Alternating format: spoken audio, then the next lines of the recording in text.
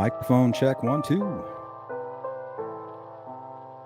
Hopefully you guys can hear me loud and clear. Welcome back to the Sleuth Intuition channel. Going to be diving into the sentencing hearing for Bryan Kohberger and what to expect. That'll be tomorrow, 9 a.m. their time, Boise. Boise time here will be live at 7:30 MDT time, or as I refer to it as Arizona time. So we should get going here at about the 5-10 minute mark.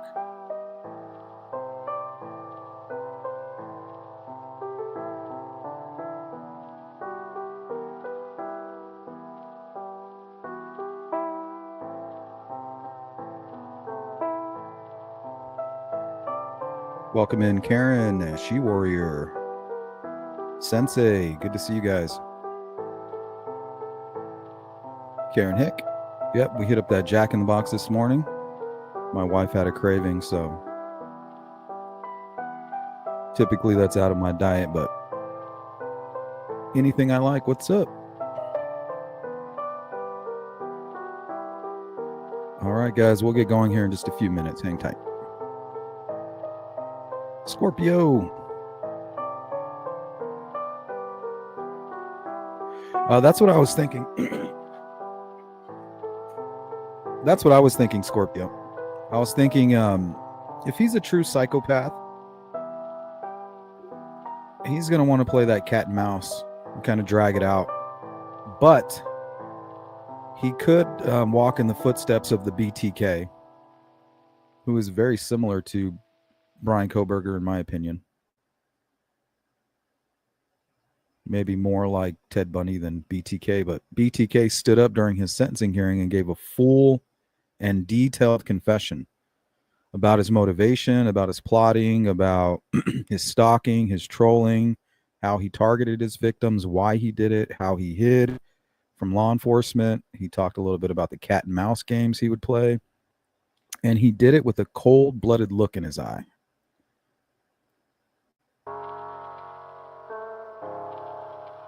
Kind of like Bryan Kohberger. Bootleg Scorpio. Still says Scorpio rising.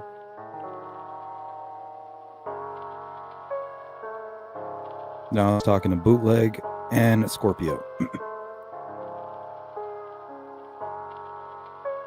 Good to see you, Bootleg. The Silver Leaf, what up?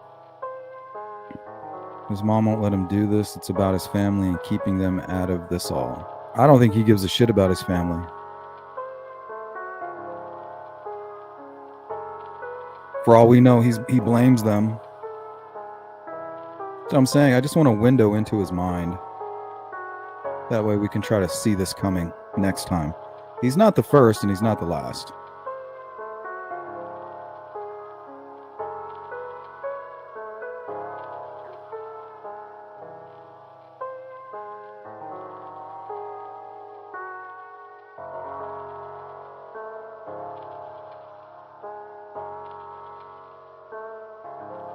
CJK, what up?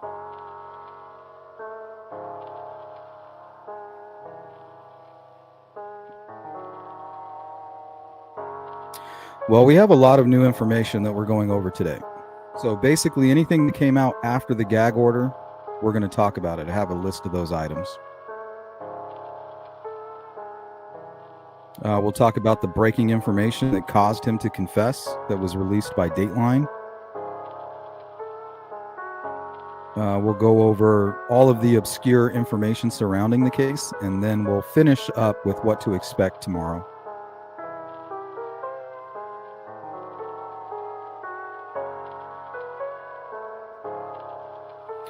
CJK's creepy professor is going to help him write a book. I hope it's not true. Well, there's rumors that his sister is writing a book. Michelle, welcome in. Arrow, what's up?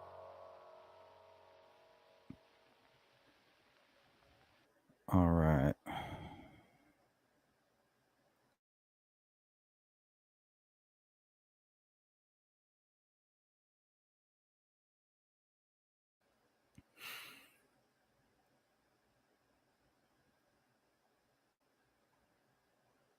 I guess we'll just dive right in.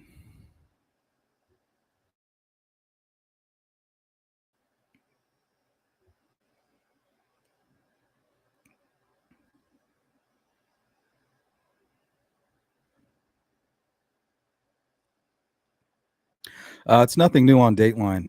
So if you remember, the Dateline leaks came out, revealing some new details. Shortly after, Kohberger confessed. And here we are. Tomorrow we'll be at the sentencing hearing. So they lifted the gag order a day or two ago. So after that happened, some people came forward. We know who tipped in Bryan Kohberger as one of his teachers. We know some of the doctors, some of their findings. There's a lot of it. There's tons of stuff. We're going to go over it all. But there's a lot of new information, and we're going to go over it right here in this live stream. Question is, where do you guys want to start? I think this is a good place to start.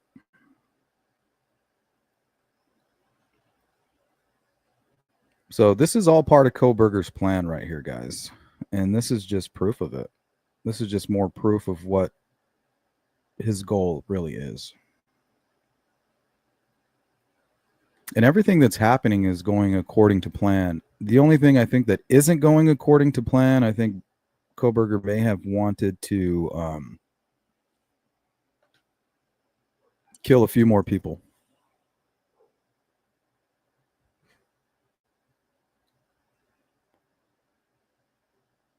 Let's see. This was posted by the president on X this morning. He said, Bryan Kohberger, who was responsible in Idaho for the deaths of 4 wonderful young souls, has made a plea bargain deal in order to avoid the death penalty. These were vicious murders with so many questions left unanswered.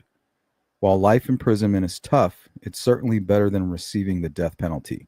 But before sentencing, I hope the judge makes Kohberger, at a minimum, explain why he did these horrible murders. There are no explanations. There is nothing. People were shocked that he was able to plea bargain, but the judge should make him explain what happened. Thank you for your attention to this matter.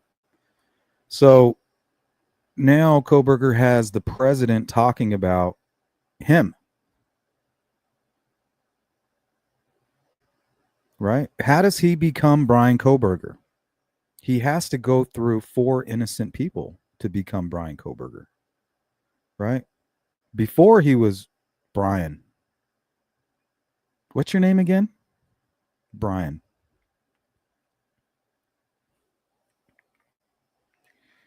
Oh, Brandon? No, I said Bryan. Okay. Oh, I already forgot. Right? How does he go from that?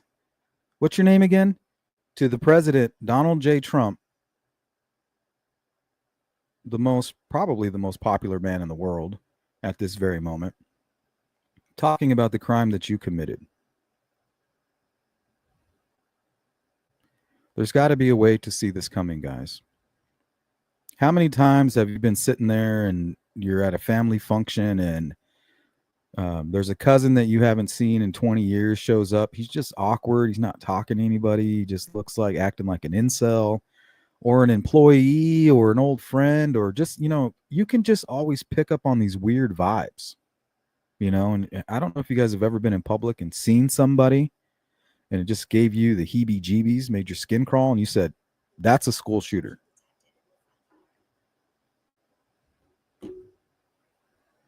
I've done that a few times. I've looked at somebody and said, yep, that's what I've been covering on my channel. That's what I talk about on a daily basis. Those are the red flags that I've been training myself to identify. If we were to go back in time, you think that same thing's possible about Bryan Kohberger and a lot of these creeps?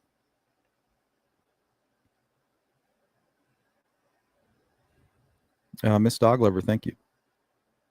I heard one of his sisters is disgusted by him. Well, we're going to go through my notes.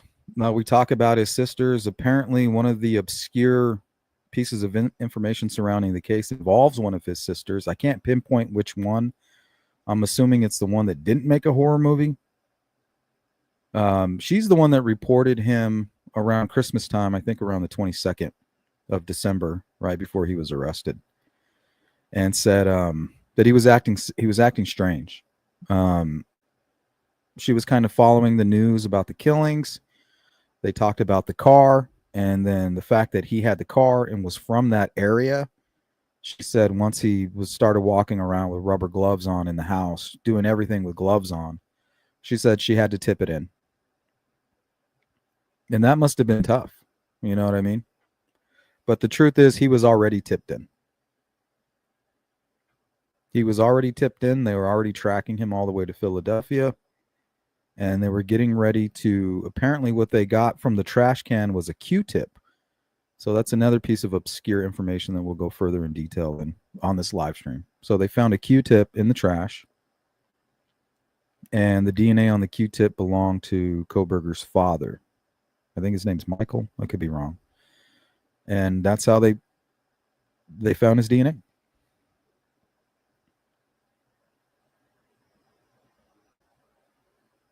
Hiawatha, what's up?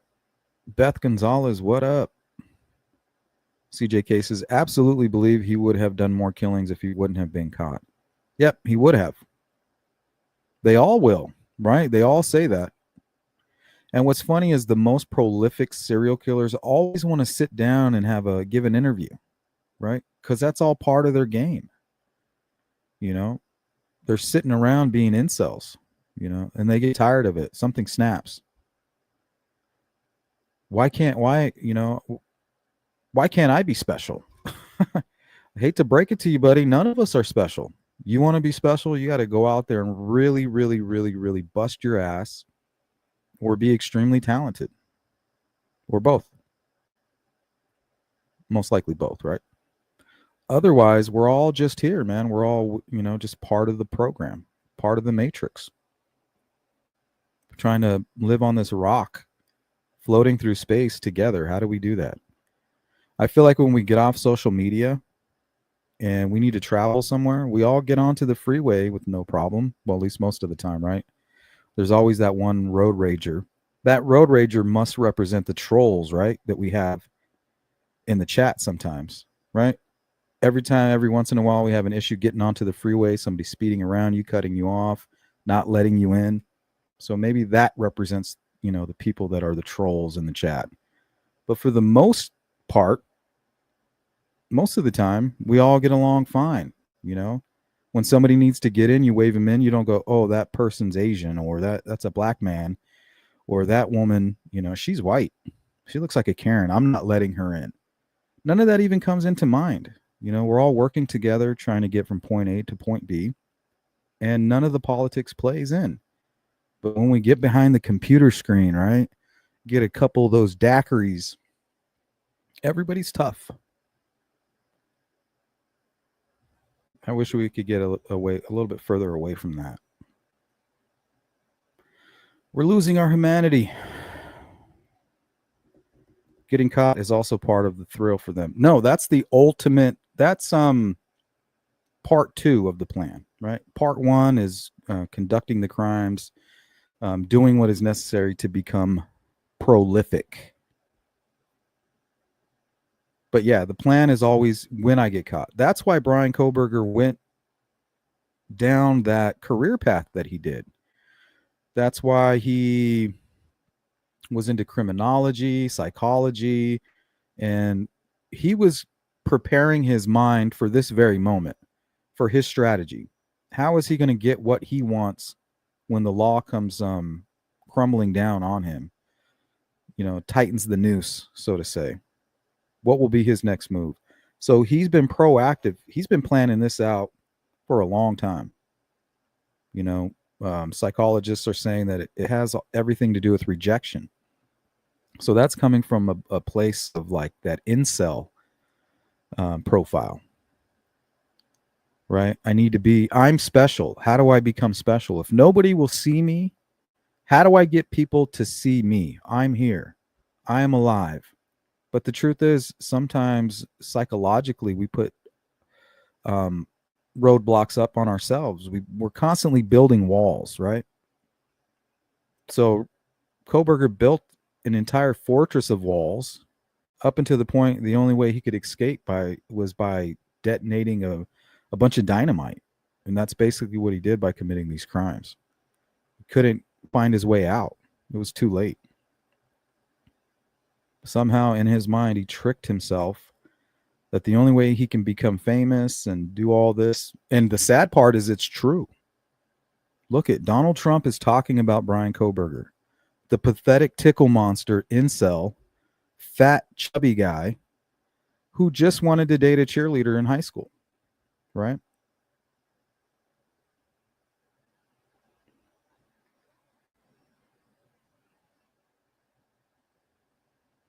Is that your kitty cat? Sorry to hear that. My dad has a cat named Ozzy. So I don't know if it's cat or dog. Sorry. Davey Breedlove says, thought his hero was Bundy. Well, it's one of his heroes, right? Sounds like he has. Oh, you're saying Ozzy Osbourne. Like, didn't even register. I was like, I didn't think he could die. I thought he was like a vampire. Well, rest in peace to Ozzy. Black Sabbath. I love Black Sabbath. Grew up on that. Rest in peace, Ozzy. Scorpio says BK is like a mix of Bundy, BTK, and Elliot Rodger. That's the name that I was looking for. Elliot Rodger. Because think about it. Elliot Rodger had everything in life that he ever needed. He had he came from a decent upbringing. He came from wealth. He had every connection that he ever needed. College money. You know, he was in college. He had good looks. You know, he was a good looking kid. Drove around in a nice sports car. He had everything from the douchebag toolbox that you need to pick up a cheerleader type girl, right? But it was his own psychological perception of himself and the world that kept him from being able to have a normal relationship, right? He would create unattainable goals. He would set expectations of women that were unattainable. He expected perfection from them, but what it was his own fear, and that was just an excuse. The truth was he hated women. He wanted to make them suffer. If they would have bowed down to his feet and kissed his feet, I think he would have been happy. That's what he wanted. That's what the only thing that he was ever would ever make him happy in a relationship. He hated women. Most likely had to do something with his mother, right? We all have mom issues, and from one degree to another.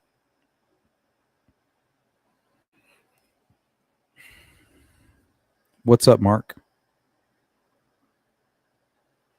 All right. Here's a good time to go to bring up the rules of the chat. And I know that Ozzy and all that is breaking news, but just a reminder. Chat rules. Stay focused. Avoid becoming a distraction to the conversation.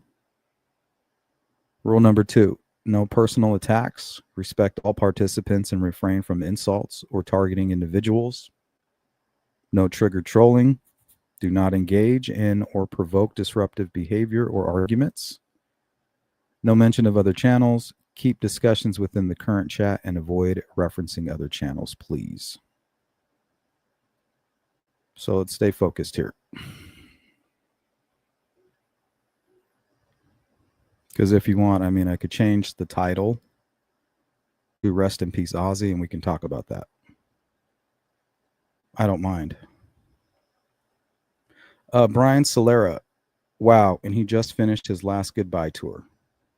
Yeah, that's not what we're talking about.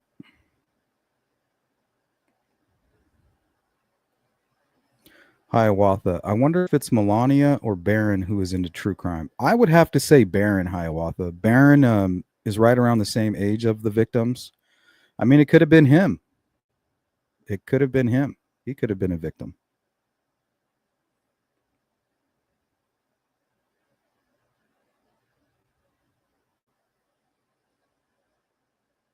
You got it, Miss Dog Lover.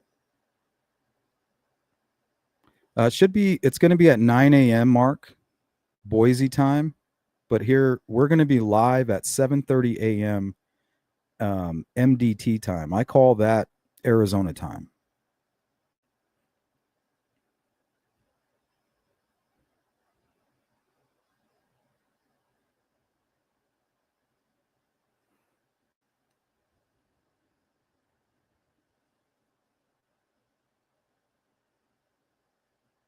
Okay, so we can start with new info after the confession. Information released after the gag was lifted. Here, let's start with all that Dateline stuff.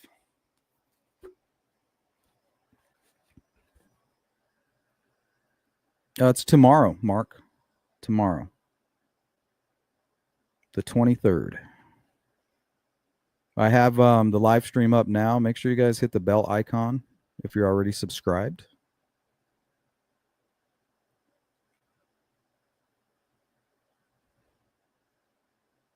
Hi, Wath. This is 10:30 a.m. EDT. J Ray, what up? The 23rd. Okay. This is new information after the confession. I don't know if that's what I want here. Yeah, oh well. We'll start here.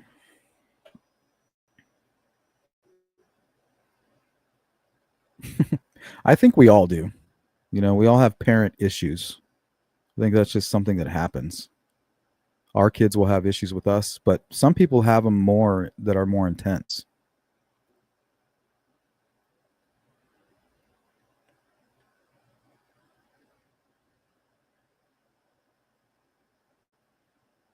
Okay, so new information after the confession.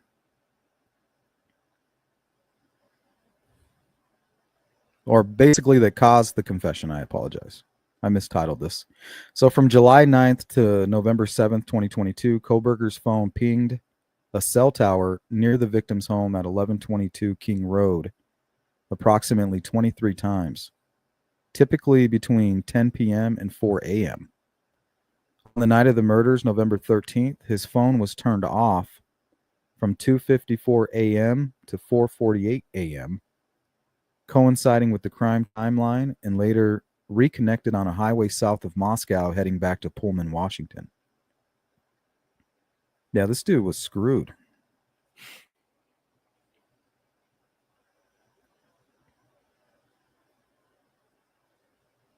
Okay, prosecutor Bill Thompson outlined Kohberger's path through the house, stating he entered through a sliding kitchen door.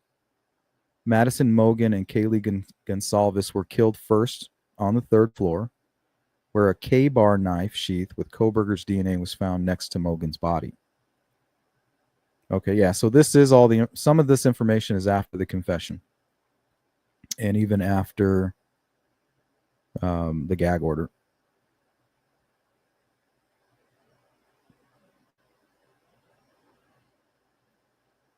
Okay, DNA evidence. A used Q-tip found in the trash at Kohberger's family home in Pennsylvania contained DNA matching his father's, linking it to DNA on the knife sheath at the crime scene. Kohberger's white Hyundai Elantra was seen rushing away from the crime scene, captured on surveillance footage. The car was described as meticulously cleaned, suggesting an attempt to eliminate evidence. So I wonder if he washed it right away or washed it before. It would make sense to wash it before and after, right? If you wash it before, then you wouldn't transfer evidence belonging to your clothing, your DNA, your home, your car, things that are found in your home prior to the crime. So he probably cleaned it before to prevent any transfer of fibers and hair that might already be pre-existing in his vehicle. So it probably looked really clean when he showed up to the crime scene.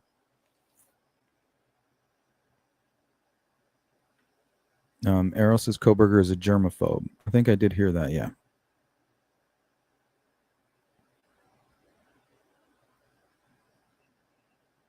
Okay, encounter with the roommate. New insight was provided about Kohberger encountering a surviving roommate who described seeing a figure in black clothing and a mask. This corroborated early reports but added context to his movement through the house.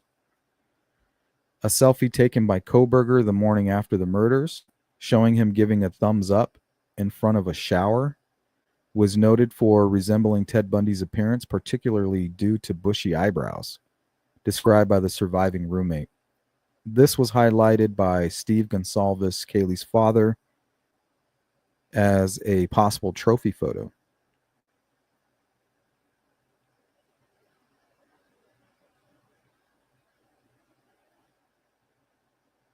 Welcome in, Badass. Good to see you. Okay, lack of motive, clarity. And that's what I'm hoping tomorrow is just for an explanation.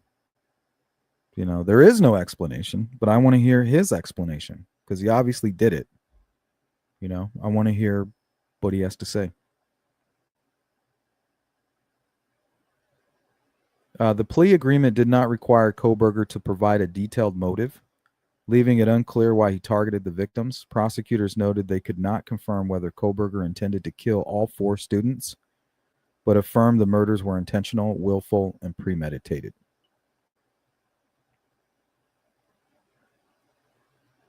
Sensei, I heard the investigators stripped the vehicle in the hope of finding some DNA, so he really did clean the heck out of it. I think he had it covered in plastic. I think he cleaned it before, put on whatever his kill kit or whatever you want to call it, covered the vehicle in plastic, discarded everything that he had on, including the plastic, and then re-cleaned the vehicle. Remember, if he never dropped, he may have been caught, but if he wouldn't have dropped that sheath, he would have just really been a person of interest. You know, how we cover all these crimes and we're like, man, look at all this evidence pointing at this one guy. You know, 10 years from now, we could have still been talking about this Bryan Kohberger guy who was seen circling around, you know, everybody arguing whether or not he's a viable person of interest. So without that knife sheath and that nexus to the actual crime scene, I don't think they would have had enough to arrest him. Right? He lives near the crime scene. He's a college kid himself, and he's driving around a college area. Maybe he's looking for a party. But without that DNA, this may never have been solved. So all of the moves that he was making would have been brilliant, right? Because they would have been like, hey, you're a suspect, but we don't have your DNA at the crime scene, but we have a warrant to search your car. Searches the car, finds nothing. Okay, you didn't find any evidence, right? Good luck with your investigation, officer. So he made a huge mistake because this might have been his fledgling killing, right? This might have been his first time.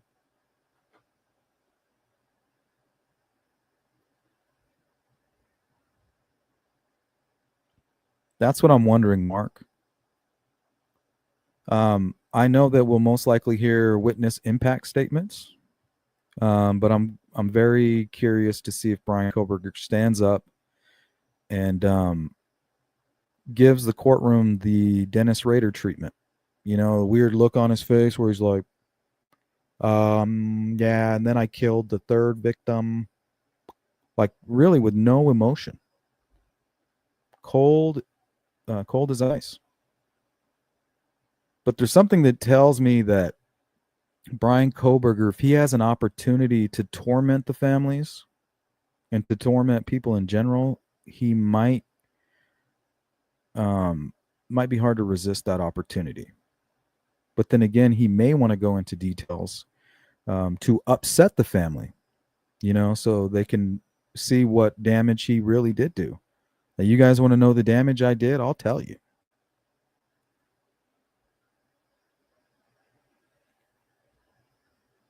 Jerry says, I have daddy issues too, but more specifically, I guess they qualify as abandonment issues. Yeah, we all have issues from our parents, you know, and those tell a story. Our issues tell us a story about who we are and what our motivations might be, right? Like the other day, I was thinking about how it's tough for me to go to funerals. And it took me a long time to realize why. It's because when I was a 3-year-old kid, um, the woman that I cared about the most in this world had passed away, and that was my great grandmother. I spent every minute with her. She spoke Spanish directly to me. It was like one of the first languages I've learned, but I never really knew Spanish, but I spoke Spanish to her because as a young child, you're like a sponge. You're communicating and you're learning. So all I knew is that I wanted some of her homemade beans and some of those homemade tortillas, and I wanted to talk to her parrot. Well, when she died, um, in that culture, in Hispanic culture, Catholic culture, we had an open casket, and I was just this little 3-year-old kid, and my father leaned me over to kiss my grandmother in the coffin. And apparently that traumatized me. So imagine if something like that could traumatize me as a young child to where it affected me. That tells a story about me, who I am personally, right? So imagine some severe trauma that you go through, maybe a suppressed memory or something, but something extreme. This wasn't extreme. And if it traumatized me, apparently, subconsciously, it took me a while to kind of work through those walls and figure out why I had this issue. It was like crippling. Like I knew I needed to pay my respects, but it was like my feet, it's like I had cement shoes on. So that tells a story about who I am as a person, right? And what might motivate me or hinder me or kind of sheepdog me in certain directions. I think the same thing can be said for killers on a more extreme level, right? Suffering from severe trauma.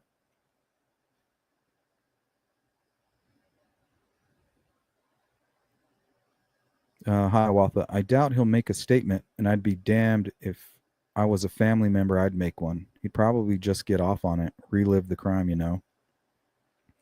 Well, as a father, I can tell you right now, those men will look him in the eye.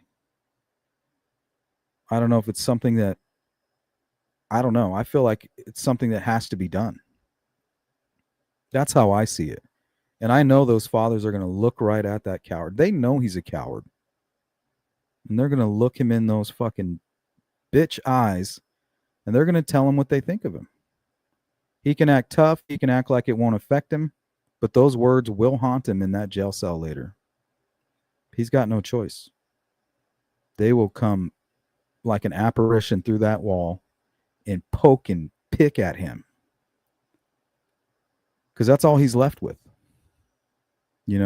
Men pointing at him and telling him how much of a coward he is and how he fucked up everything for himself and his eternity. And he gets to sit there and have those ghosts pick at him for the rest of his life. He might sit there and act like he's a stone cold killer, which he is, but he won't have a choice later on. That'll eat him alive.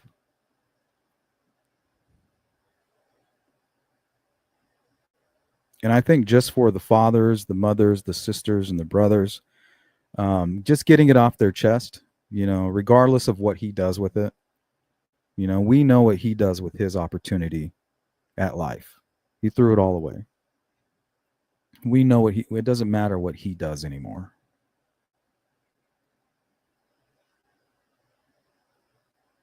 Okay, the Gonsalves family expressed fury, criticizing the plea deal as hurried and secretive. They may have changed their mind now. Without their input, demanding a full confession and the location of the missing murder weapon. Good point. Other families like Ben Mogan's accepted the deal to avoid a trial, while Ethan Chafin's family supported it. Because there are some good things here. I don't think anybody should ever accept a plea deal with such a strong case unless it included waiving your right to an appeal. That's it. Because that's really the only way it's over with. The only way it's over and said with and done with is by waiving that right. And I think that was a huge victory for the family. But just knowing what I know about serial killers, criminals, and a little bit of knowledge I have in psychology, no expert. This is amateur hour, but we're all created equal here.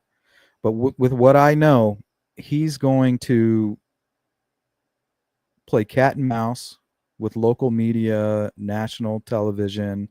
He's going to write books. He's going to give interviews. He's going to do podcasts. He's going to get pen pals. There's going to be probably in the future some hybristophilia. I mean, we've seen all these YouTubers who are gushing for him, right? I mean, how do you explain that? How do you, as a person, as a woman, sit there and you're looking at the screen at a known killer? He's just confessed, and you still don't believe it, and you're still in love with the man. I feel like you could be a potential danger to society, because that's a real projection of your potential. And I definitely wouldn't want you around my kids or me, to be honest. Bootleg says, I was shut in a room with an open casket. I was 7. Yeah, it's traumatizing. That's classic trauma stuck in your nervous system. The body keeps the score. Yep. I'm a middle-aged man now, and I'm still affected by it. J. Ray. We're on the same page today. I like that. He had better be scared. Yeah, I want you to see the look in his eye when those family members start giving them a piece of their mind. We're going to see the coward. Right? He's only a tough guy when he's holding a large, sharp knife and over a sleeping person. That's the only time he's tough. You'll see him. You'll see his head go down like this.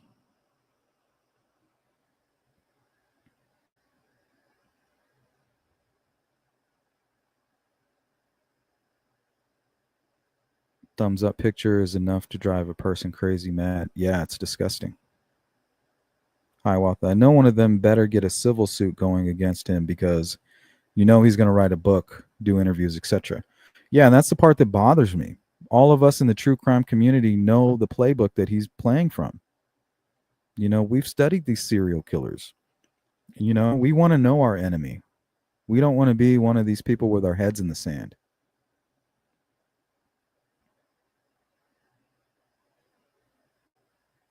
What's up, Trevin? Says, yo, fuck Kohberger. That message is brought to you by Sleuth Intuition Channel, by the Sleuth Intuition Channel. Hiawatha. Some attorney said he can't appeal the plea or sentence, but he can appeal the motions that were put forward. I don't know. Yeah, he can. But I don't think it's ever happened on recorded history. There's been some appeals that we've covered where those convicted who have waived the right to appeal, some attorneys have tried to bring forward some information and tried to get it overturned. But I've never come across one that was successfully overturned.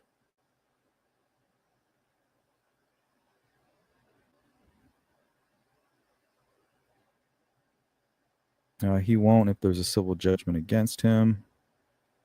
GP, what up? Okay, gag order lifted. An extensive gag order was lifted on July 17th.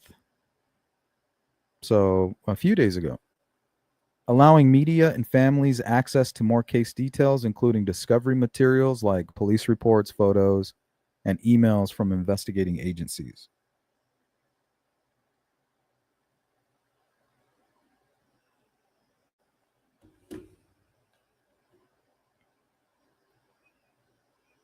During the plea hearing, Latah County Prosecutor Bill Thompson presented a detailed timeline of evidence, including cell phone records, surveillance footage, and DNA that would have been used at trial, offering the most comprehensive public account of the case to date.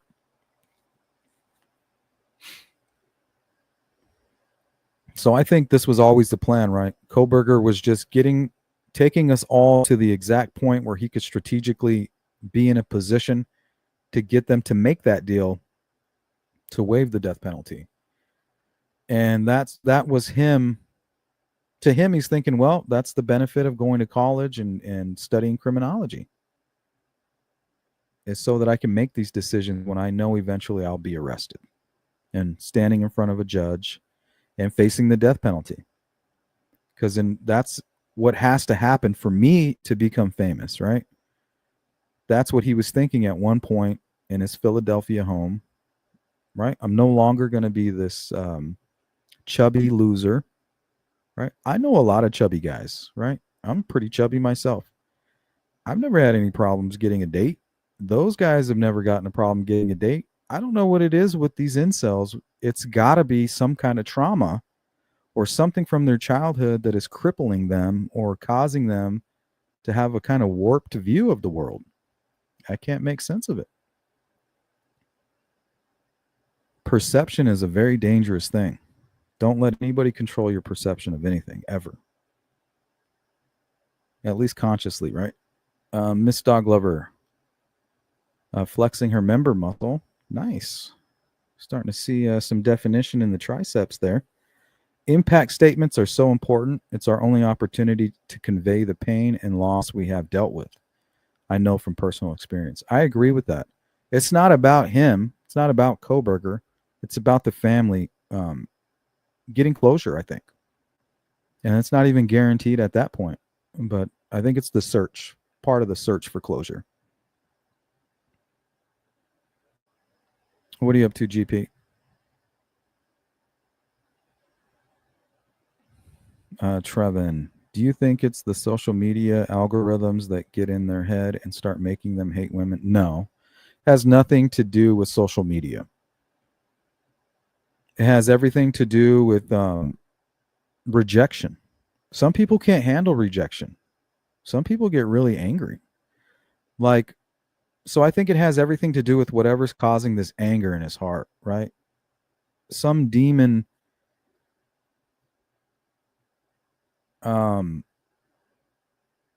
birthed somewhere in his heart, his soul, and his mind, and started to take root and hold of his mind, and that comes from trauma.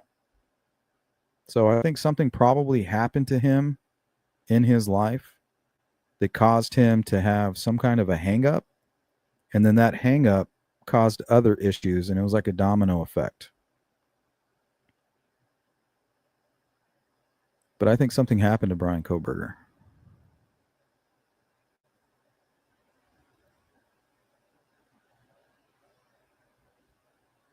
It's all about personality when a guy wants a date. Yeah. Just be nice. be normal. Don't be a tickle monster. You don't go into, you don't get invited into a girl's home for the first time and you hardly know her. You might be having a one-night stand, but you don't just start tickling her out of nowhere. Like, that's fucking weird. And then when she says, "Why are you tickling me?" Then you gaslight her and say, "I wasn't tickling you." That shit's weird. See, and some people are just awkward. But the thing is, it's okay to be awkward. It was like he wasn't okay being Bryan Kohberger. He wasn't okay with it. What's up, Truffles? He has a bad aura. Yeah, I think people with pure evil, like even BTK, he said that he had a demon. He was possessed by a demon. And what's crazy, guys, is most of these killers say the same thing. I'm possessed by a demon. There is a demon in me. And a lot of times they say it wants me to kill. I gave it what it wanted. Some people might say, "Oh, well, that's just, some kind of a psychological glitch, right? Some kind of psychosis or audible or visual hallucination." How do you know? Maybe it is a fucking demon, right? We call him evil. What is evil? Why are they doing evil acts? And then claiming to be possessed by some demonic force.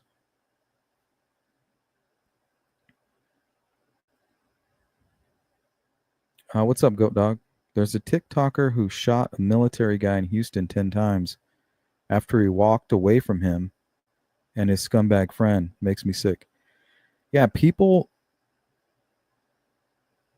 I think what happens is they allow the anger to take control, right? That demon. But in order for this demon to be able to take root inside of you, I think there has to be some kind of trauma at a young age that's preventing you from having like a connection with God. Some people have a connection with God and they're an atheist or agnostic. They don't even realize it. That's the thing. Like religion has nothing to do with God. But if you have some kind of crazy traumatic event happen to you as a child, it could create anger. And I think anger is basically the manifestation of the devil, right? So maybe that's what you're possessed with. That's what anger is. So if rejection is what stokes that fire, that anger, I think ultimately it's the anger that's released, and the rejection might have just been the trigger for that. So I'm trying to figure out what caused Bryan Kohberger to be so angry that he could do what he did, right? Rejection is not enough. Most men realize that, right? You get rejected 10 times before you get that phone number. I remember as a young high school, college kid, that was it. It was a numbers game, right? Oh, you're too short. Well, the next woman, oh, well, she didn't like the tall guy.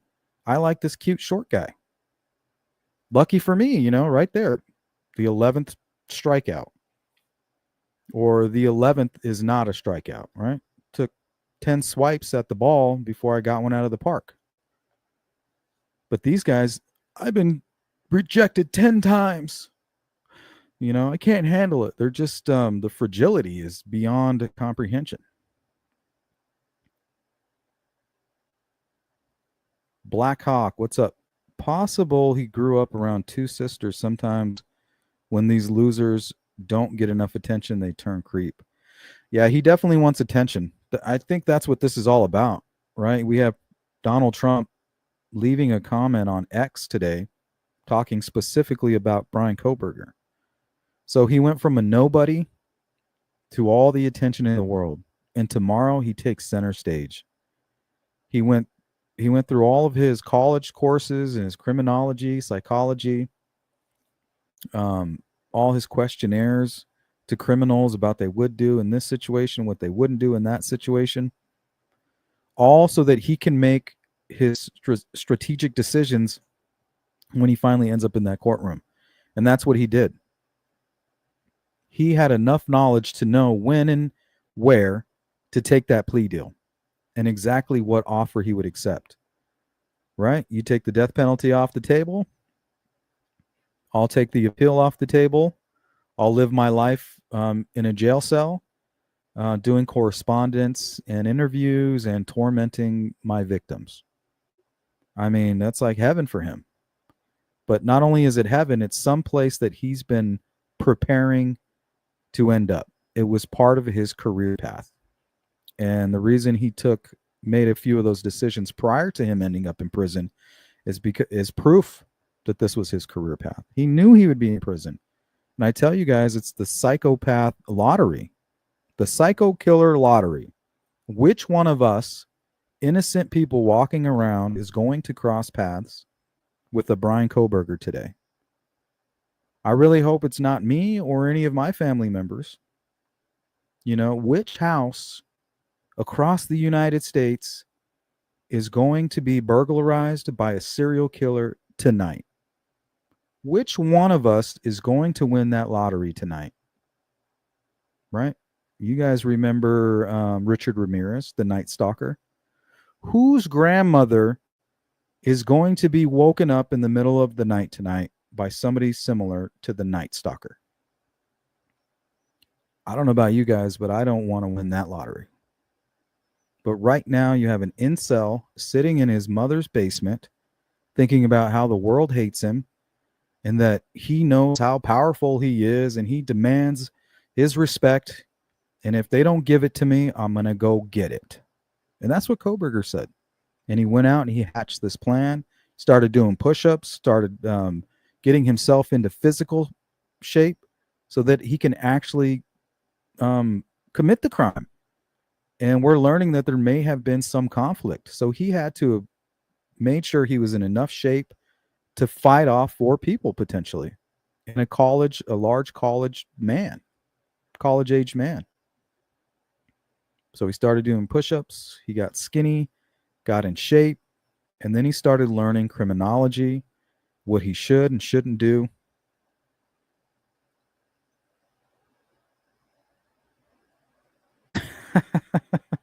Just be normal. Sensei, grease sleuth, his weight issues when he was young, comfort eating, heroin addiction. Yeah, he's self-medicating. Something happened to him. Something happened to that boy, that guy, that sick, sadistic person. Something happened to him. Some killers are born, but some are shaped. A lot of times it has to do with trauma.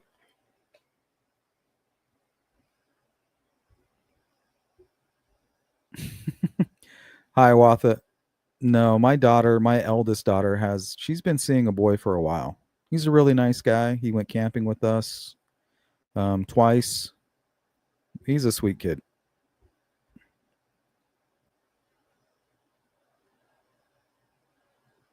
Jerry, in my opinion, it seems like since childhood, he has a strange combination of existential dread, deep introspection, low social intelligence, and lack of empathy.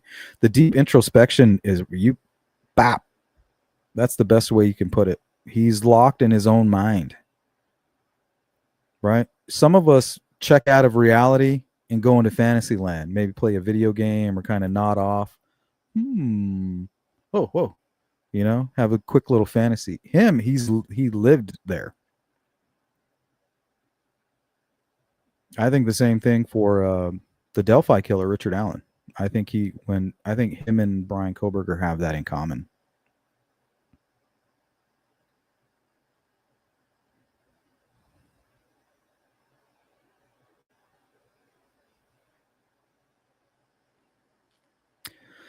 Let's see. Info released after the gag was lifted. Let's take a look at that. Some of this information might be redundant.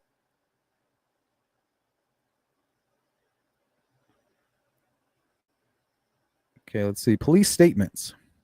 Moscow Police Chief Anthony Dallinger spoke to ABC News, emphasizing the department's focus on justice for the victims.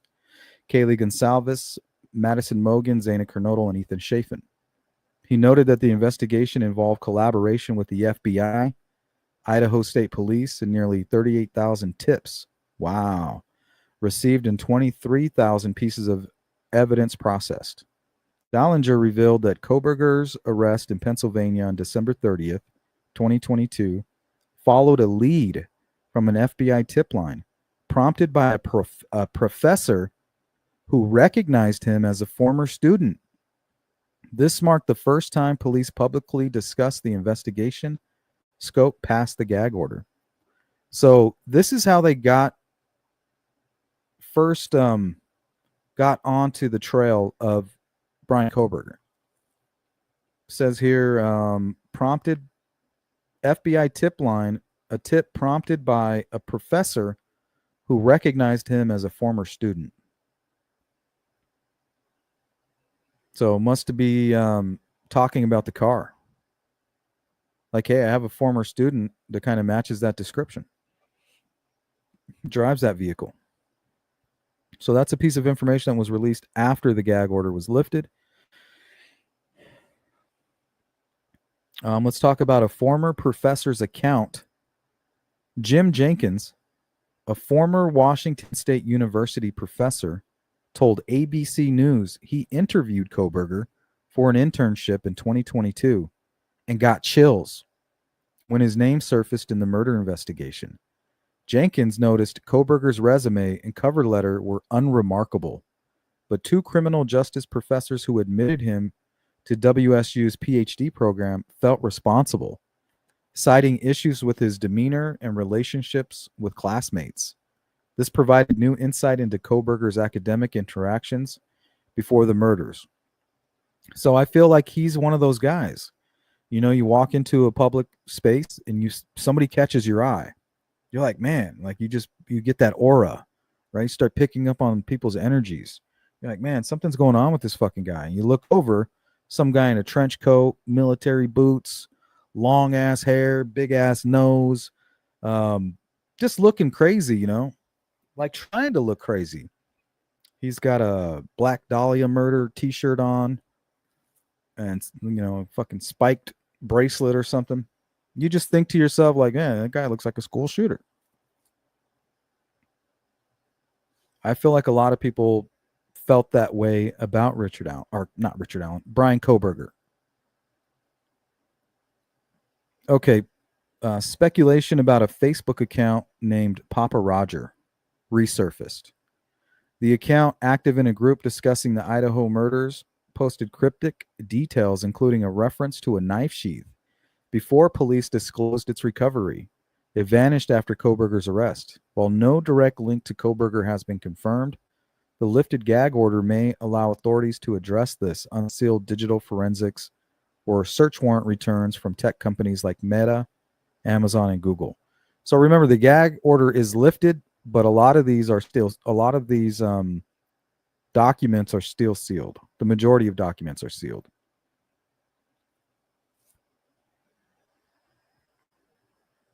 J. Ray, he doesn't strike me as a guy who would believe in, blame a demon or the devil. I feel like he's fully aware that the glitch is with himself rather than the influence of some other evil force. I don't know. We're going to find out.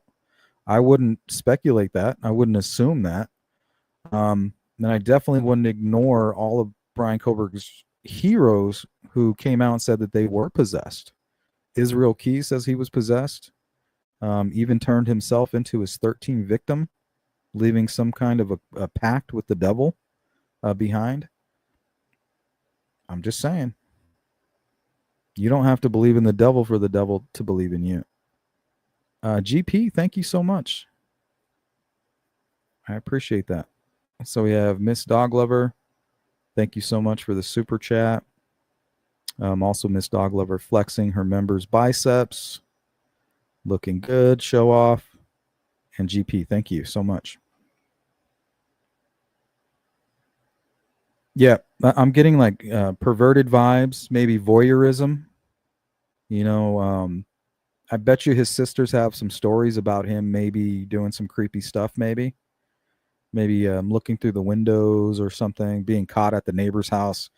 I don't know. I get voyeurism vibes from him. Like this evolution of a serial killer. Began fantasizing about getting his revenge on women, torturing them, and finding sexual gratification by those fantasies of sexually torturing women. And during those fantasies, the killer's trying to figure out, well, how do I get, if the one thing that I want is to torture a woman to get sexual pleasure, well, how do I do that? You can't just walk up to a woman on the street, right, and say, hey, I'm going to sexually torture you now. Are you cool with that?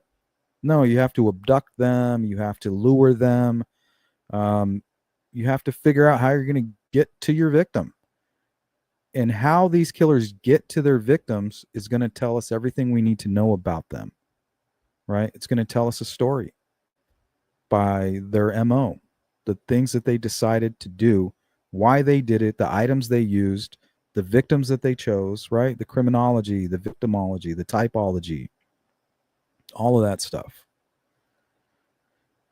Sensei, what's up? Thank you so much for that. I appreciate you. Okay, sealed documents. Over 240 sealed documents, including evidence and testimony, remain under review by Judge Hippler. He denied immediate unsealing, stating the process would begin after sentencing on July 23rd, 2025. He could take months. This could take months. Some documents, like FBI surveillance files and police reports, may be released in batches, but both prosecution and defense can object to specific disclosures. This has sparked public and media anticipation. So, yeah, I don't think it's going to take very long. Thank you, Don. I appreciate that. All of you who have continued your support of my channel, I just want to thank you guys. Much love to you. Couldn't do it without you guys. All right. Despite the lifted gag order, both the Latah County Prosecutor's Office and Kohberger's defense team, led by Ann Taylor, have declined media interviews until after sentencing. So I think we're going to get some interviews. I mean, we're talking directly after. Boom, sentencing goes through. They come walking out of the courthouse doors. I think they're going to give some interviews right then and there. So we'll hang out a little bit after the sentencing.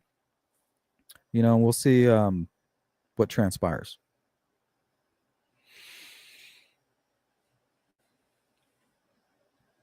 The lifting of the gag order allows attorneys, law enforcement, and those representing witnesses or victims' families to speak publicly, though they are not obligated to do so. Judge Hippler noted that the public's First Amendment right to information is now paramount, given the case's resolution. Media outlets, including the Idaho Statesman, CNN, and the Associated Press, pushed for the gag order's removal, arguing it violated free press rights, which it did. But remember, everybody that's complaining like, hey, you need to make that information private, you have to remember you're not involved in this case. You have no involvement, right, at all. Should it be made public? Yes. But what about the people that are involved? What about the unknown victims and the unknown people who are involved in this case? Right? Don't you care about them? Aren't they protected under the Constitution, Bill of Rights, and the same laws as we are? But people who don't have any concern for the witnesses and the victims, you have to take a step back and think about that. It's not affecting you. You're not involved in it at all. So, of course, you're going to say, release it, make it public. You know, why is the court hiding this information? They're not hiding it. They're going through it with a fine-tooth comb so that they don't harm any innocent people. So just be patient.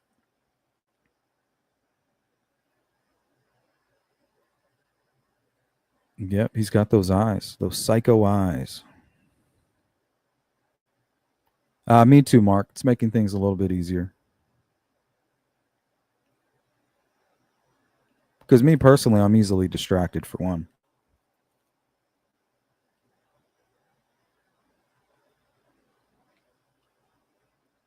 All right, let's go to obscure information surrounding the case, and then we'll end with what to expect during tomorrow's hearing.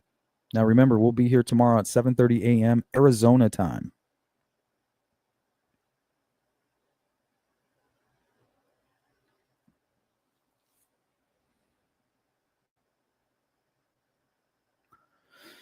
All right.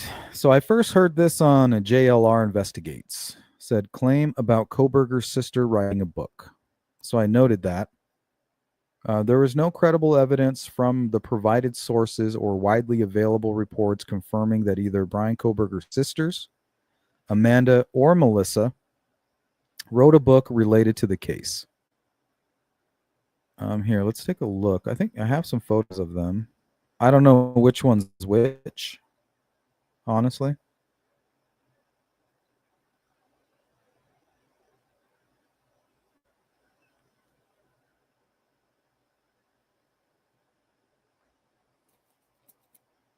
So those are his sisters. I don't know which one's older, which one's younger. She might be a little bit older.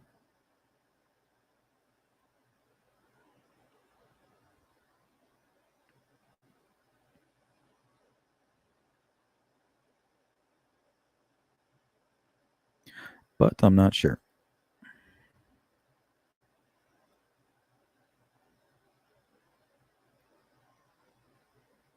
Okay, one of Kohberger's sisters suspected his involvement after noticing he was looking to buy another K-bar knife on a shared family Amazon account. The post does not mention a book, but highlights family suspicions, which could be the source of confusion or speculation about a sister's involvement in documenting the case. So that's new information too. So the Amazon information was discovered by the sister as well. So she noticed the Amazon purchase with the K-bar and his vehicle matching, him basically running from that area of the country and then walking around with rubber gloves. So kudos to his sister for saying something. You know, if he didn't do anything, that's fine. My bad. You know, sorry I turned you in. I thought you were a psycho killer there for a moment. Because if she didn't, she could have been at risk too.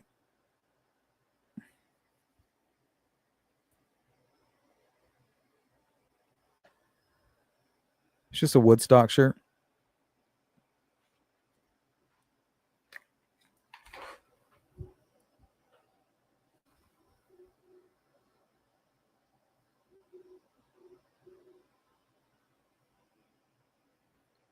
It's like a guitar.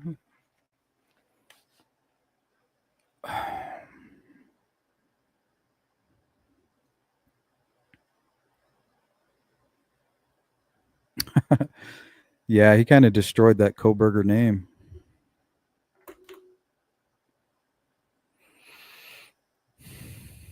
All right. Sources reported by NBC's Dateline and other outlets indicate that one of Kohberger's sisters, not named in some reports, but speculated to be Amanda or Melissa, right? I think he has two. Those are the two girls I showed you. Well, they grew suspicious of his behavior during a family's Christmas gathering in December of 2022, shortly after the murders. She noted that Kohberger was constantly wearing latex gloves indoors and driving a white Hyundai Elantra, matching the vehicle police were seeking. Family members reportedly searched his car for evidence, but found nothing, as Kohberger had allegedly cleaned it with bleach. This detail about intra-family suspicion is less commonly discussed in mainstream coverage.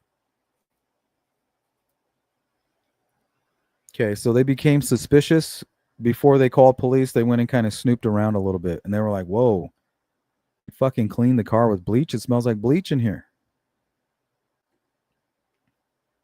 Michelle, welcome in. Do you think sentencing will happen tomorrow? There have been a ton of victim impact statements to be made.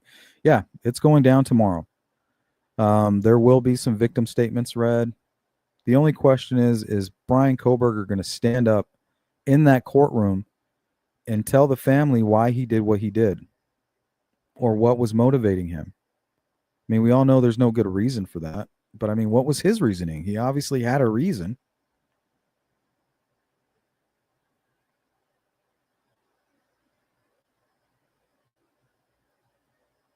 J. Ray, this right here is just some stuff I found online about, it's just obscure information surrounding the case.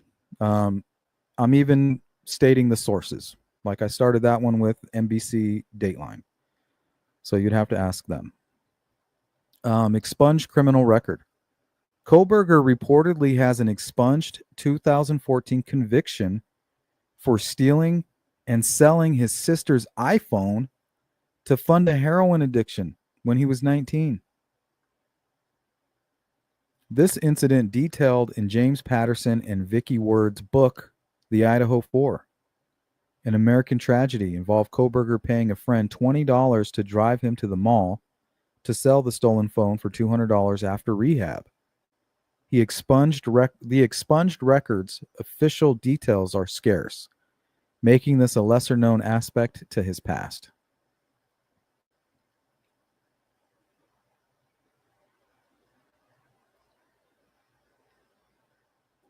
Okay, alleged practice of burglary techniques. So this one was new to me.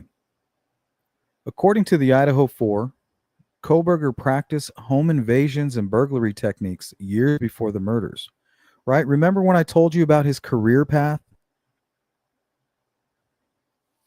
See, I know a little bit about what I'm talking about. I'm not an expert, and it is amateur hour, but we've been doing this for almost about 4 years now, guys. We know a little bit about what we're talking about here. So Kohberger practiced home invasions and burglary techniques years before the murders, right?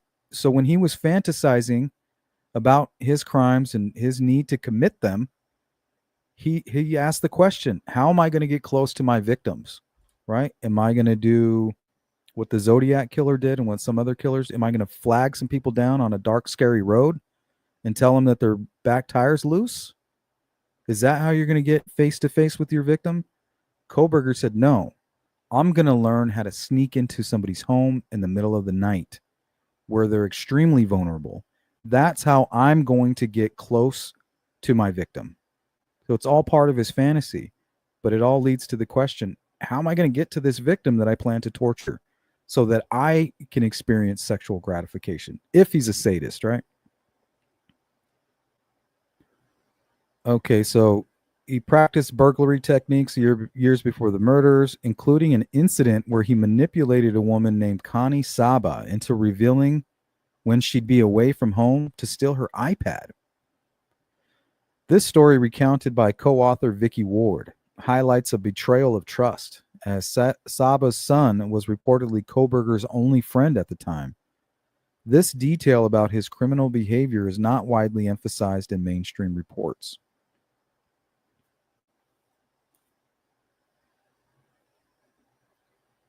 GP says he won't tell them nothing. Yeah, I don't think he's going to completely confess. Because I think one thing about the BTK and why he gave a full detailed confession had to do with his daughter, similar to Israel Keys. So I think that might be the difference between the BTK and Bryan Kohberger, is the duality part of it all.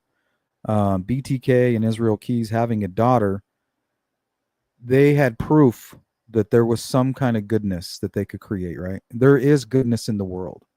Before they had that child, I don't think they believed that. They didn't have any connection to God's love. But when you have a child, there's this connection, and it's definitely not a satanic connection. It's just something unreal, right? It's almost like that very moment you know the answers to your existence, right? This is what we're here for. So that separated, I think, Kohberger and the BTK and people like Israel Keys. It makes him probably more like a Ted Bundy, in my opinion. Because Ted Bundy never really had children that he raised. He had a stepchild that he almost molested or did sexually assault at one point, to an extent, right? Laying with her naked. That's sexual assault when she was 12 years old. Mark says, I think you're right, Sleuth. It will go either way tomorrow. Might say nothing or might say it all.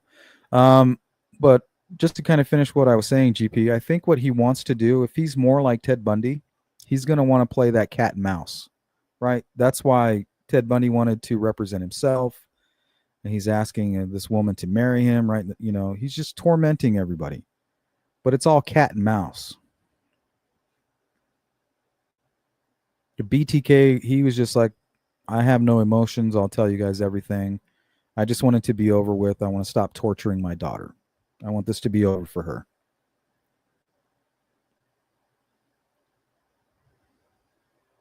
Thank you, Miss Dog Lover. If you guys cannot hit the Cash App, hit the like button. It's right there. J. Ray, personally, I've never believed that the sisters has anything to do with his arrest, but I know a lot of people believe that, and I understand why. Well, yeah, the information that's coming out, they definitely tipped him in, but I think they tipped him in after police were already on his trail. They were already following him from Washington to Pennsylvania. Yeah, they were already on his trail.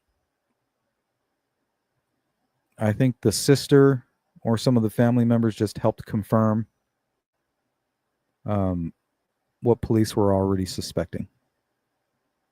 Yep, psychopaths, they love that cat and mouse. All they have. They just want to be in control. And this is Bryan Kohberger being in control. Taking a plea, he's in control. You guys can't kill me. I'm taking a plea, right? It's all over because I say it's over. That's the stance of a Bryan Kohberger. Cat and mouse and in control. Just solidifies the police were on the right track if his siblings reported him to. Yep, they were on the right track. We're hearing information that they even checked his car. Like, man, he's acting weird. Is he the killer that they're looking for? He's got the Elantra. He lives right there, He lives 20 miles away. Then started seeing him walking around in rubber gloves. They even checked his car. And then when they checked his car, apparently it smelled like bleach. And then you still have people out there that fell in love with Bryan Kohberger and said he's innocent. What the fuck is wrong with you people? Even after he confessed, you still say he's being set up. You're fucking crazier than Bryan Kohberger, or just as crazy. And one of you lunatics is going to probably end up married to him in the next 5 years. Mark my words, guys.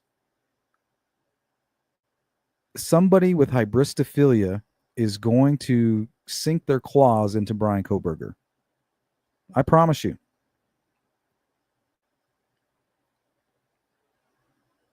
Mark my words.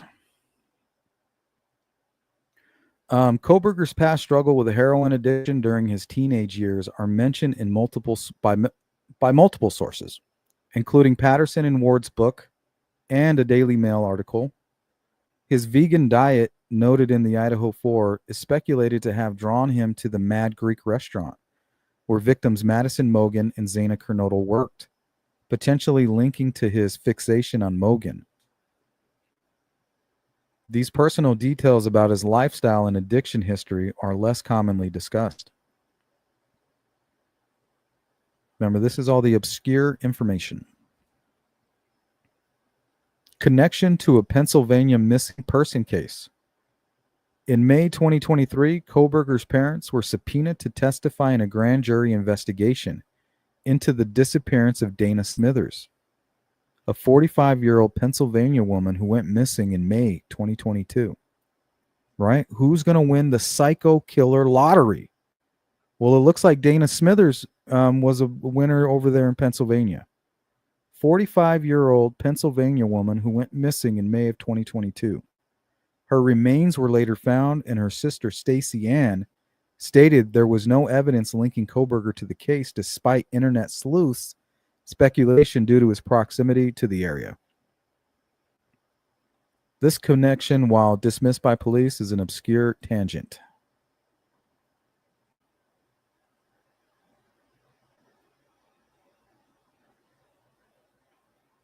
Yep, there are, GP. I just hope none of you or myself run into them. At least when I'm not looking. What's up, Frank? All right. Tunnel vision and social struggles. James Patterson described Kohberger as socially awkward, with an inability to connect with women, as detailed in the Idaho 4, which is a book. He reportedly graded female students poorly as a teaching assistant at Washington State University and believed he was more popular than he was. Right? Delusions of grandeur, like most YouTubers. King in their own world. This tunnel vision is cited as a factor in leaving behind the knife sheath with his DNA, a critical mistake despite his criminology background. Okay, speculation about a targeted victim.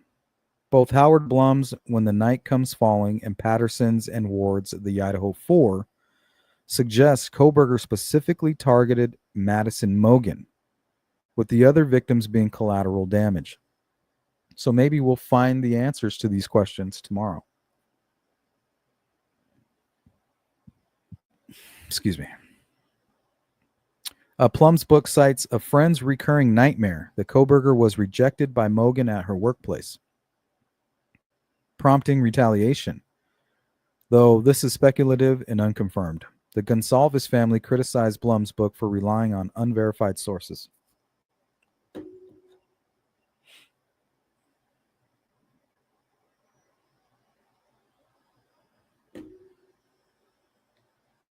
Okay. And this is some of the information we heard early on in the case. Sister's acting role in a horror film. A New York Post article from January 5th, 2023 noted that Amanda Kohberger, Bryan's older sister, had a minor acting role in a 2011 independent horror film 2 days back, which coincidentally depicted young people being stabbed to death. This obscure detail gained attention due to the eerie parallel to the Idaho murders.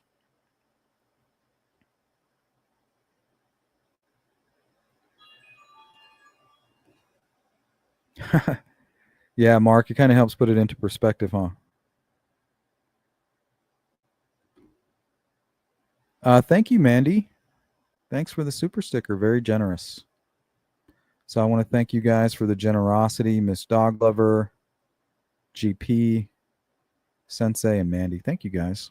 Thanks for supporting the channel. Jerry, it got confusing sometimes because I was said in court filings early on that there was no evidence of victim DNA in his car and no evidence of any chemical use, cleaning of biological material. Yeah, one thing I've learned with these trials, like specifically like with the Delphi case, now that the transcripts have come out, just the rumors are ridiculous.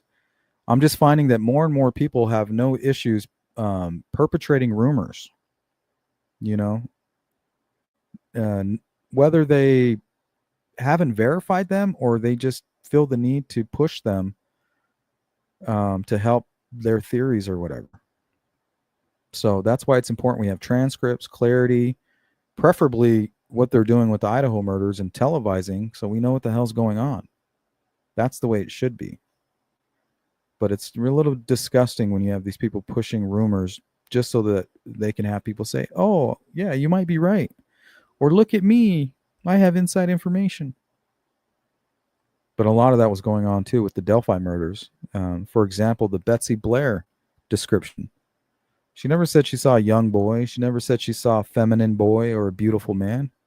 So why were people going around perpetrating that she said that during her trial or during her interview with police, right?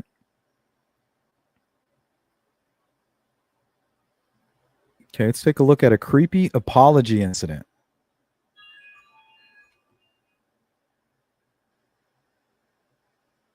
Okay, in the Idaho 4, Vicky Ward recounts a story where Kohberger, as part of his rehab process, returned to Connie Saba's home and apologized for the earlier burglary. Saba described him as appearing like a ghost, right? He looked like a ghost in that one photograph as well. Here, let me pull that up. Yeah, he looks like a ghost here.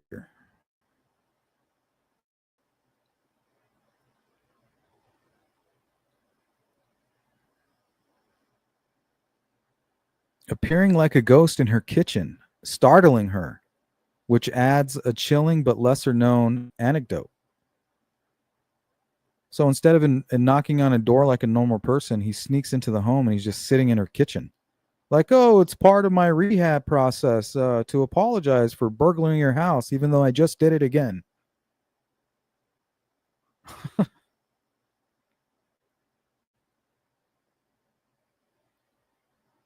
Let's go to J-Ray. Also, I remember the Mad Greek owner and manager said that they had never seen him in there, but that doesn't necessarily mean he was never in there. So yeah, I'd agree. Suspected, but not confirmed. Yeah, and you can't, and this is where confirmation bias plays in, J-Ray. And you have to be cautious if you're worried about those things. It's okay to, we all have confirmation bias. I think for me, it's just important to identify it. That way, if I want to find the truth, right, and be truthful with myself, to thine own self be true, I need to identify my bias and I need to be able to set it aside. But pieces of information like that, if I wanted my bias to control my narrative, I would let this piece of information affect me more, right? The Mad Greek owner and manager said that they had never seen him in there. So if I was a pro burger, I would use that information to try to dissuade people from believing in that, because that's my narrative and my confirmation bias controls me. Not that that's what you're doing. I'm just using that as a good example. So we all have confirmation bias. It's just important, I think, me personally, that we need to be able to identify it and set it aside from time to time when we need to.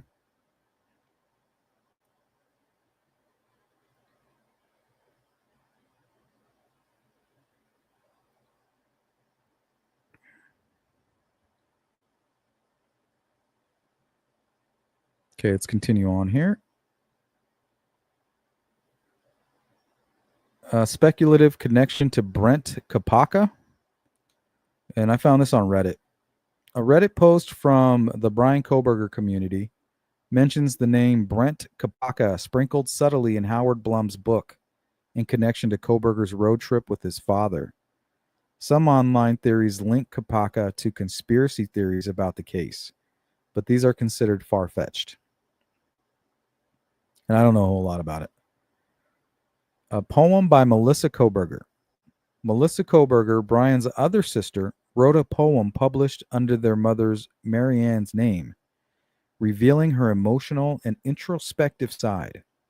This detail mentioned in the moviedelic.com article is obscure as it sheds light on Melissa's personal life and the case's publicity.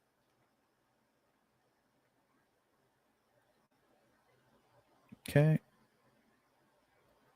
So we are at the final part of the live stream, you guys. This will be what to expect during sentencing.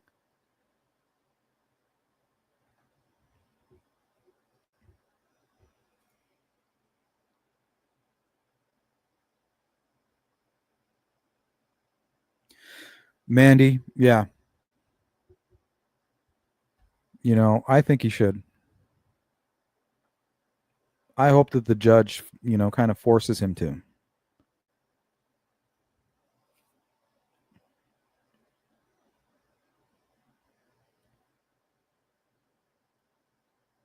Okay, what to expect tomorrow. And don't forget, guys, we will be live probably about an hour before the sentencing hearing. And then probably quite a bit after the sentencing, because I want to hear some of the initial interviews with the attorneys and some of the family members. I want to hear some of that information, and we'll stick around for that. But don't be late tomorrow.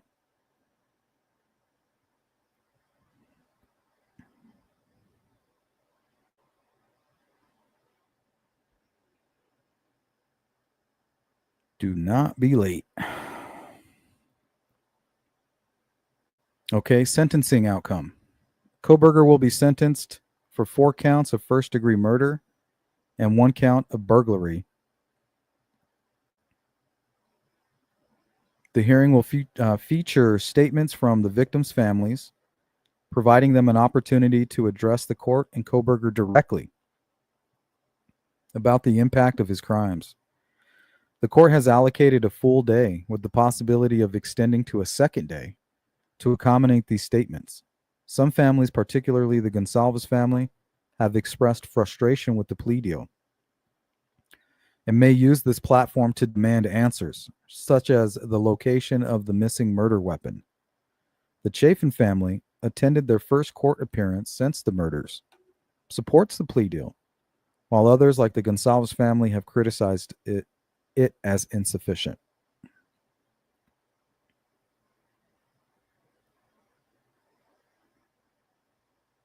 No, Mark, that's always on topic. As a member, it is a members only Discord. So if you want access to that, Mark, shoot me an email and I'll create you a personalized link. And that goes for all members, right? So every 3 months, what I've been doing now is I print out a list of all my members. And if you're no longer a member, you get booted out of the Discord. And if you become a member again and you would like to re-enter, shoot me an email. I'll create you a customized link specifically just for you, a one-time use. And it's just to create a safe environment for all my members. That way, people who are supporting my channel, new to the channel, you guys want to talk behind the scenes with me about what's going on behind the scenes, other cases that we're looking at, or just to have direct access to me, you can join that, or direct access to other members. So it's just really a safe place for the Sleuth crew. But yeah, any members who would like to join, whether you were gifted a membership or whatever, you want to try it out, member's a member. Just shoot me an email and I'll get you in there.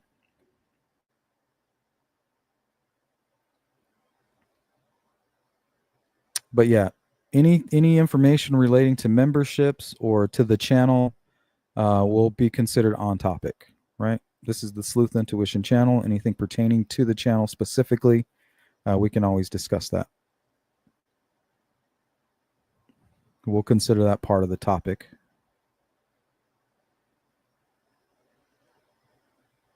Okay, so Kohberger's potential statement, which I am anticipating. I'm 50-50 right now. I can see him giving a detailed confession. I can see him not. Kohberger will have the opportunity to address the court, though it's uncertain whether he will speak. Given his stoic demeanor during the plea hearing and the lack of required confession in the plea deal, legal experts, such as former Idaho Attorney General David Leroy, consider it unlikely that he will provide significant insight or even express remorse. If he does speak, it could be a moment for him to address the families or the court, though his defense team has indicated they will remain silent post-sentencing.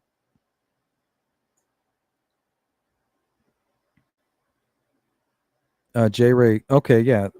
Let me know about this. The whole alleged Kopaka, am I saying that right? Kopaka connection is wild. If you ever want to know anything about it, I'm quite familiar with that, with what happened there, and most of the conspiracy theories attempted to connect the two. Yeah, if you want to give us a short explanation, I'm definitely curious. Okay, so remember, Kohberger's now a convicted killer. So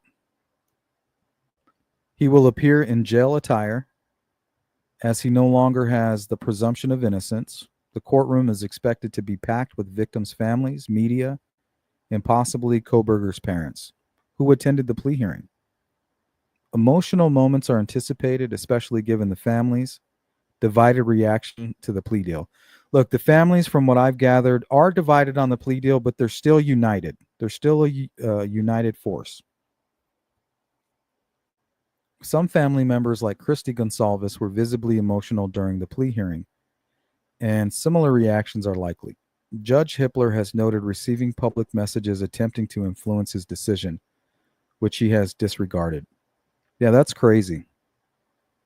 I wonder if he'll disregard Trump's request. After sentencing, Kohberger will be transferred to the custody of the Idaho Department of Corrections. He will undergo a mental and physical health evaluation, which could take up to 2 weeks, to determine his housing, likely in solitary confinement at Idaho's maximum security prison due to the severity of his crimes. The recently lifted gag order, effective July 17, allows prosecutors, police, and others to speak publicly, potentially leading to new case details emerging post-hearing.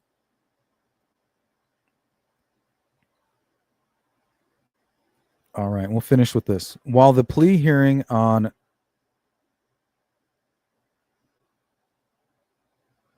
July 2nd revealed details like Kohberger's cell phone pings, his encounter with surviving roommate Dylan Mortensen, and DNA evidence, the sentencing hearing may not introduce significant new evidence since the case is resolved. However, family statements or any remarks from Kohberger could shed light on unresolved aspects. Though expectations for a full confession are low.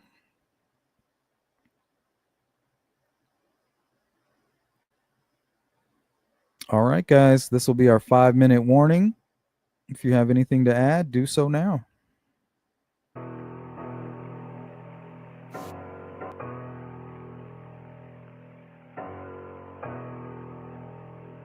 J. Ray, in my opinion, it's a deep rabbit hole, not really worth anyone's time in relation to Kohberger or Idaho 4. Okay, J. Ray. I'll take a quick look. It's just my curiosity. But thank you.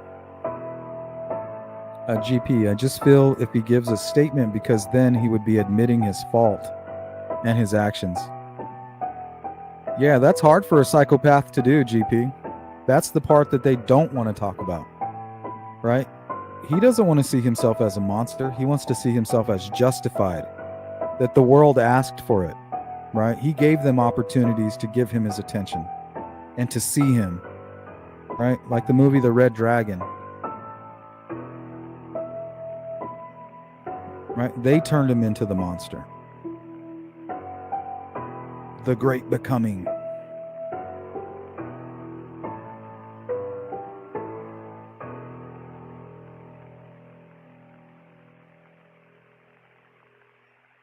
Okay. Sensei says, please like, share, check out the merch, and support Sleuth Intuition any way that you can.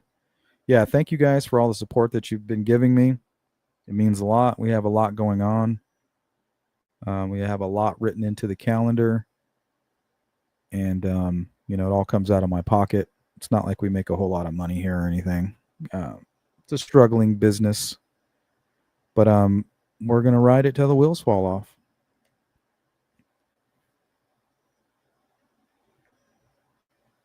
Foreskin? What? And that was out of left field.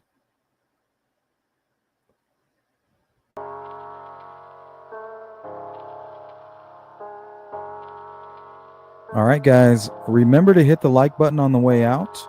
If you need to get a hold of me for whatever reason, you can always email me at sleuthintuition@gmail.com. If you guys want some merch, go to my website, sleuthintuition.com. And I'll probably see you tomorrow. Make sure you guys aren't late.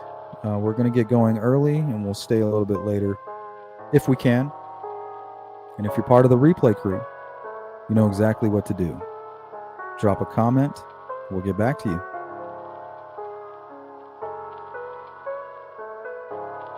What do you mean, Goat?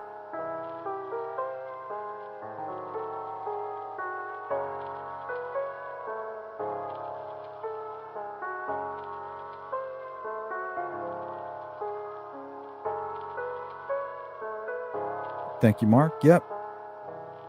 Set the notifications.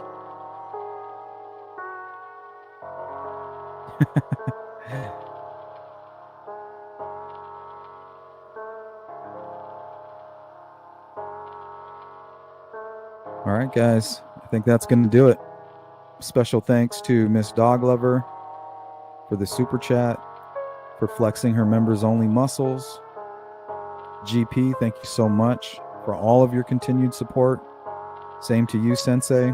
And Mandy, it's been good having you. And the rest of you, much love, much respect. Don't do anything I wouldn't do. And I'll catch you on the flip side. Peace.